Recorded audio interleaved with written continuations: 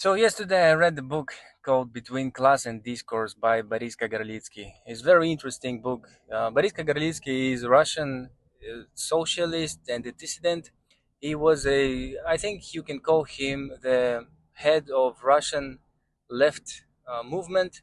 Although in Russia they do have the Communist part, Communist Party of Russian Federation (KPRF), which still is headed by Zyuganov, who is who was the head of the party for past 40 years, I think, very long time. And of course, the party KPRF is just communist in name only. They do support the war. They do support the corruption. They have nothing to do with communist and any kind of socialist or communist ideology. But Vladimir Kagarlitsky is actual leftist who is right now in prison because he's a dissident and he spoke against the war, against Putin's corruption, against the dismantling of democratic institutes.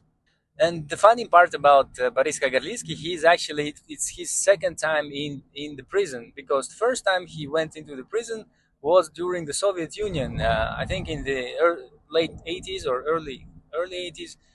He was jailed because he was speaking out against the policies of the KPSS, Communist Party of Soviet Union. So very long time ago, he already was there. His soul, I would say, his mentality was in that part that he couldn't see the in he couldn't see the inadequacies and the injustices of the system, and he couldn't just stay silent. So he spoke out, and they put him in jail. And then, when the Soviet Union collapsed, he went out. He became a very uh, respectful political economist in Russia, uh, to the point that he became a head of the university. I, as I as I remember, I think the university is the Institute of the Problems of Globalization, and so he was a very respectful left ideological unit.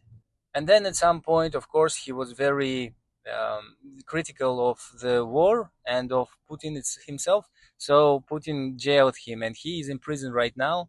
And it's a very sad situation. The leader of the left movement in Russia, which is very scattered, and it's at some point you can say that it is in Russia. People are inherently way on the left in some ways than they are in America, but on the other in the other ways, they are way to the right. So Boris Kagarlitsky wrote this book, which is called Between Class and Discourse.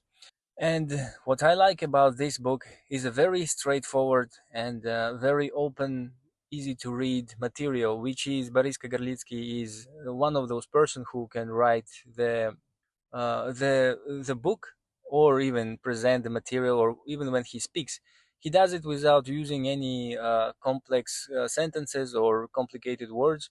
It's very straightforward and matter of factly. It just tells you the action and the consequences of this action. Nothing ideological, nothing spiritual. It's just very matter of factly with the economic uh, facts and basic analysis, which is very interesting to read.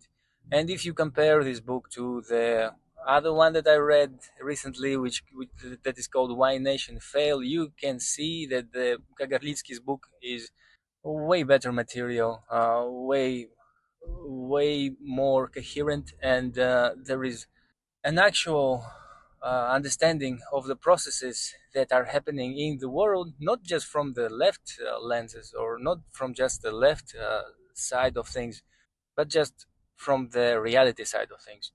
Now, I, I didn't read there is another book by Norm Finkelstein, which I don't remember how it's called, but it's about the woke culture and the cancel culture. And I didn't read that book, but the basic idea of his book is that the woke culture is and the cancel culture is a dangerous thing that does endanger the freedom of speech.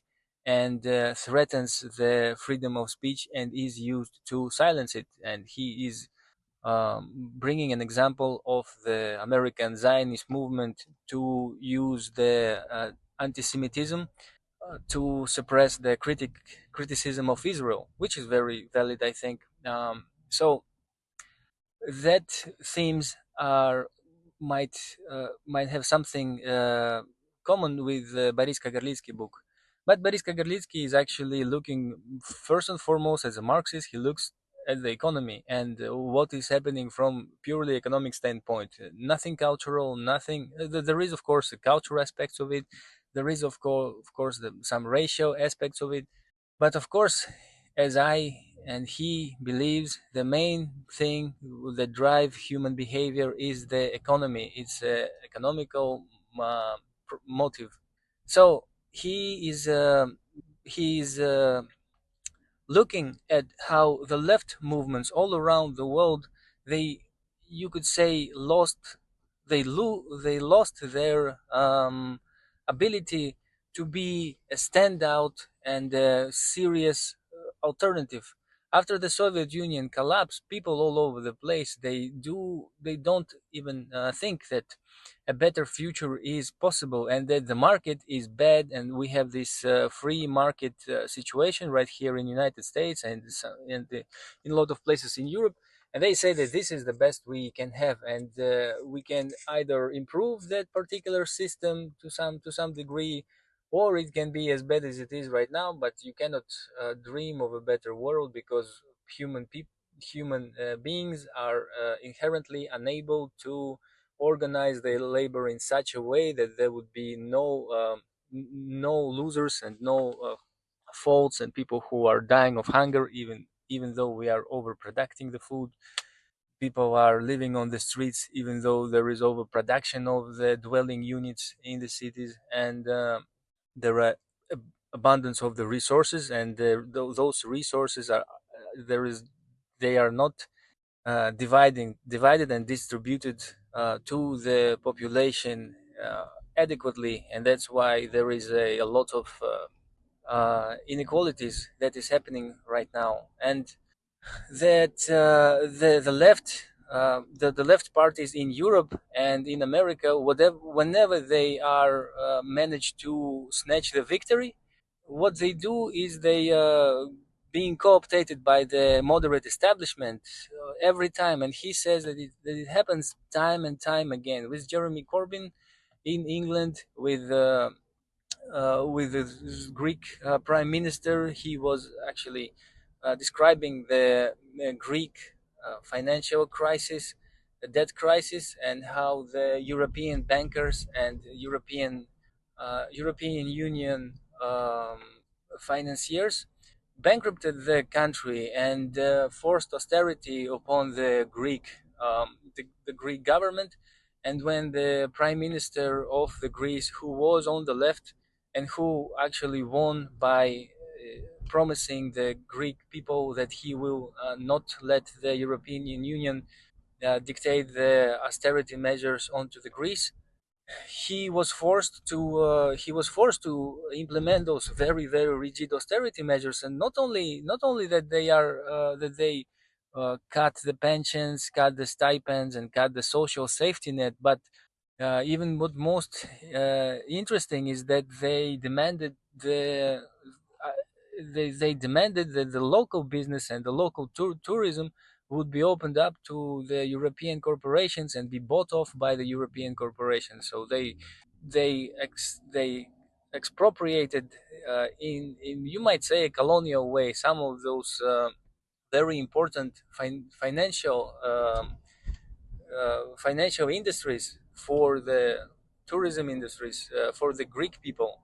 And he says that in the effort to make in the effort to please people and the financiers, the prime minister of Greece made a referendum. He declared a referendum, and to tell the financiers that the people of Greece are not cool with it. And so the financier said, yeah, if they will decide not to, if they will decide not to bring the austerity measures, which of course they most likely will not, we will stop the financing of the Greece. So we will collapse the Greek economy. And they did run the referendum, and the people with a 61% of disapproval voted against the austerity measures, of course. And the minister of the prime minister of the Greece, uh, he still implemented all the austerity measures, and he still impoverished a lot of Greek people, and basically fucked over the Greece, and fucked over the tourism industry in Greece. And he stayed in the establishment. He became a person that was looked from the left as a very serious and very like a moderate left person, even though he actually betrayed the left interests, and he betrayed the left movement overall. And you can compare that to Barack Obama actually in United States of America, because Barack Obama, when he became a president in 2008 after the global financial crisis, the expectation for Barack Obama was that he will reverse the course of neoliberalism and neoconservatism. He would take out the military forces from Afghanistan and Iraq, and he would punish all the bankers that actually made the 2008 crisis. He would give the at least like a public option for the healthcare, and do some social policies. And Barack Obama didn't do that. He was very moderate and right wing in his politics. He implemented the right wing Heritage Foundation plan as Obamacare, and Obamacare is a very faulty, and it does have a very bad motivation inside of it. Uh, it basically puts the hospitals and the insurance companies in the position where they can ramp up the prices to the heavens, which actually what is happened to the American healthcare system. The It became inadequate, very unaffordable, inadequately pricey, and people go bankrupt time and time again because they cannot afford the system. Yes, he did some good things to the healthcare system, but those were just the patches. Instead of just implementing Medicare for all, or at least public government option as a first step, he did this very right wing heritage, not very right wing, but a heritage plan essentially from Mitt Romney. He implemented it and called it Obamacare. So the life of the regular American was not improved in any means, and because of that, the right-wing Donald Trump came out of the woodworks and became the president, because he was, even though he was a right-wing populist, he was deemed as a more authentic version. And the same happened the same exact thing is happening in Germany with the Alternative for Germany party, AFG, which is presenting this uh, deemed to be more honest and more straightforward than the establishment left parties. And the establishment left parties all over the world right now, first of all, they do not represent the left ideas in any shape or form most of the times, and they have almost zero trust in the from the society. They have like very low trust from the regular people, because whenever the leftist who proclaims himself of being a leftist win and goes to the position, all he does is getting corrupted and getting co-opted by the establishment. He is a lot of the time he is promising to make healthcare free, to make education free, to tax the billionaires more and more. And once he gets there, he either doesn't do anything, like Alexandria Ocasio-Cortez in the United States of America, or he even pivots 180 degrees, like John Fetterman did. John Fetterman, when he was when he was running for the Senate, he was very progressive, saying all these progressive things, supporting Bernie Sanders, and was uplifted by the progressive movement. And he became one of the most right-wing reactionary senators, and he just a Republican. Maybe he's even worse than Republican in some ways. But also, this book described not only those tendencies. This book is very importantly and very interestingly describes the fall of the Occupy Wall Street movement and how they deliberately implemented the woke agenda. And when I say woke agenda, of course, I'm meaning it in the most negative connotations which are put in that term. And because the Occupy Wall Street movement was very diverse and very clear in their messaging. It was 1% versus the 99%. So 1% of the billionaires who got all the money, who actually was responsible for this crisis, who is the problem, was the problem back then and is the problem now. They were very deliberately and very rightfully put as a 1% versus 99%. Everybody else, the white the white attorney and the black I don't know, truck driver and the Mexican barista and everybody, they were united in that movement because of that, because the movement was very easy to understand. If you are not 99%, then you are the adversary, and if you are in the 99%, then you are the friend. And then at some point, very deliberately and very cunningly, the 99% movement was hijacked by this agenda that was hyper focusing on gay rights, the rights of the minorities, of the trans agenda, and they were pivoting. The players inside the movement started pivoting the hatred and the anger from the 1% to those who are not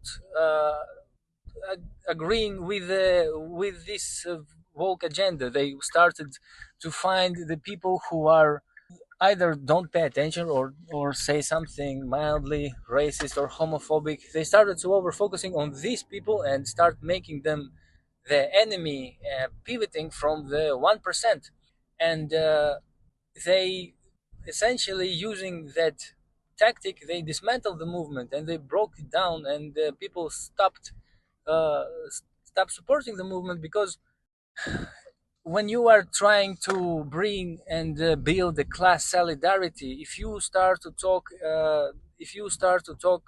about the faults of the white people, or if you start to say that all white workers are racists and all white women are bad in some way, they are all Karens and stuff, you won't be able to build a sufficient labor movement, class movement, because those people, the white men and women, they are in the working class too, and they have to be welcomed inside this class movement as well. They don't have to be self-hating, or they don't have to be they don't have to explain themselves all the time and be on the defensive side, saying that they are not racist, they are okay um, with like I don't know, black people and stuff like that.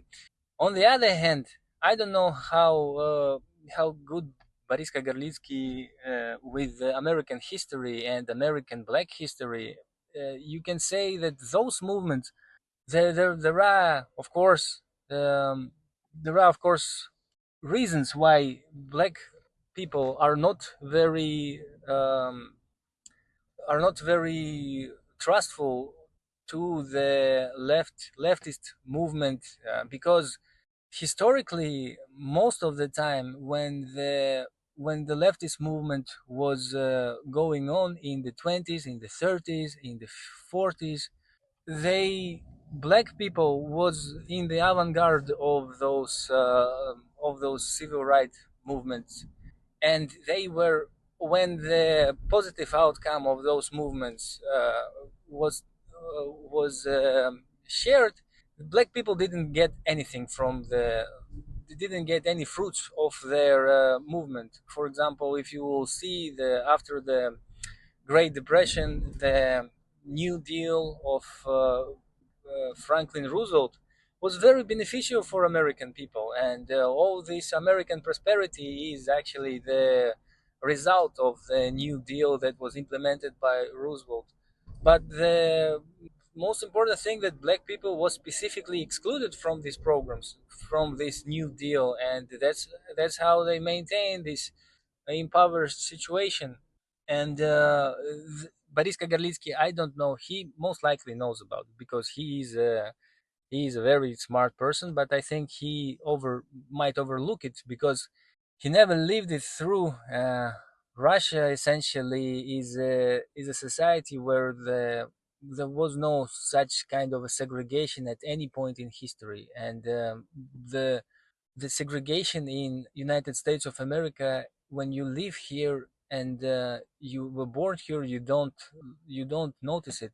But then when you come from Russia or Kazakhstan, as I do, you live here, you do understand that there is a segregation and a very strange artificial way of living in United States of America, where there is where there are districts and even like small cities which have only black population and then only white population, and it's very unnatural and very strange. And when you are being asked about your race on every step of the way, anytime you are filling out any kind of document, you are asked what race are you, and yeah, very deliberately. And that is strange. You can see that there is a very uh, hard history of the thing. But Boris Kagarlitsky, from his standpoint, describes how the Occupy Wall Street movement was broken down with the help of this, you can say, woke agenda. And this is what very sad in American society is that it's very hard to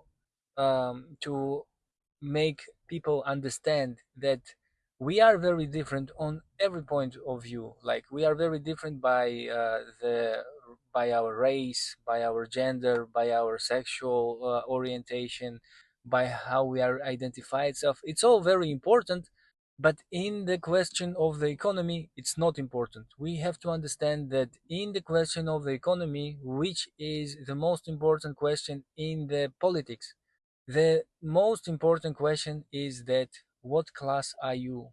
So, what is the way that you are making your money? If you are a worker, a laborer, a working person, even if you are driving an Uber, you're a working person.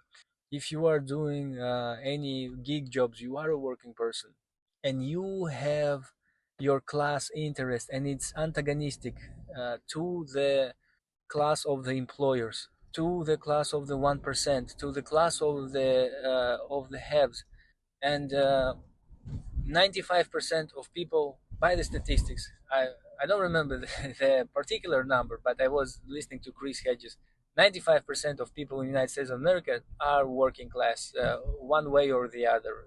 There are there are wealthy working class and there is poor working class, but 95% of America is working class essentially, and 5% of America is employers, rentiers, and business owners and shareholders. And if you are holding $2,000 in Robinhood, you are not a shareholder in any way. You are not a capitalist, and you are not a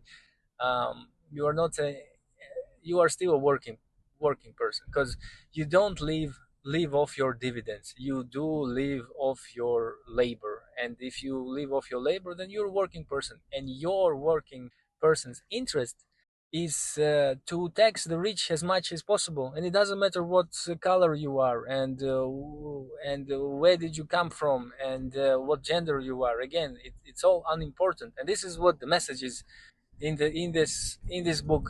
But and diversity is very good, uh, and people who are living here amongst each other. I think so. He is presenting the multiculturalism as something bad. I don't agree with that. I do think that if you look at the United States of America, it is like, for example, Los Angeles, very multicultural, and I don't know how good or bad the cultures are integrating in the society. I'm guessing it as everywhere. It happens on the second generation. So if on the first generation you're bringing the culture from your home, but your children they will not be the culture of your home. They will be the culture of this home, so of the country that you came to. And it happens time and time again. You can see that all these people who live in United States of America from the immigrant community, they like their children are very American, has a very American culture. And I don't believe that there is very like there's some I don't believe that there are some difference among people that can principally make the people unable to live with each other and be like not be diverse. I don't believe in it. I believe that people uh, are very different, but on the levels that are actually important, they are pretty much the same. They want to raise their kids. Uh, they want to earn more and work less. And I do think that this particular part of the book I didn't like about his critique of multiculturalism, not because I think he's like I'm too woke about for this book or too and like too gay, but I think that this is just like something that he might be mm, the victim of his own biases of propaganda. Maybe but he also on the other hand, he is describing the situation in Europe, and he says that the situation in Europe is bad because they do bring as much immigrants as they can in from Syria, which a lot of them are actually not from Syria. They're saying that they are from Syria, but they're actually from different places, and that there is no work to for them, and they are bringing and pushing down the wages and making the labor for the local Germans and even the immigrants who came before them very very bad, because they are diluting the labor market and bringing pushing the labor price down, which is true, which does happen. But I don't think that this is something that is like the most important reason of why things are bad as they are. And I think Kagarlitsky thinks the same way. So if you have any way to find this book in England or support the left movement in Russia, just shout out. His books were translated to 17 languages, so you it would be easy to find one of those books and read it. I think this author is very good, and the book is very good. Thank you.